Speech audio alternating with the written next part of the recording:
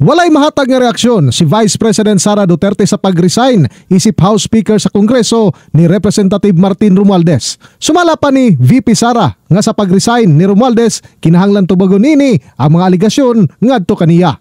Ni BBM, hindi niya dapat hinahayaan yung mga congressman na basta na lang umalis ng bansa o basta na lang mag-resign to evade accountability. Gibot kag usab ni VP Sara nga maayong tawo ang mihulip kang Romualdez pagka House Speaker nga si Representative Boji D. Apan gibutyag ni sa Vice Presidente nga ang pagkambyo sa speakership sa Kongreso kini aron ipakita lamang nga aduna sila gihimong lakang sa mga reklamo.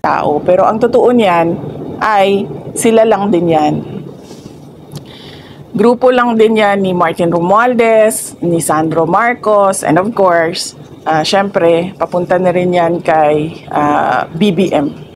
Nagtuo si VP Sara nga ang panghitabo sa Kongreso aduna gihipon kini kalabutan sa 2026 budget ug ang 2028 presidential election. In the heart of changing lives, ako si Brigada Julius Pacot alang sa 93.1 Brigada News FM Davao, The Music and News Authority.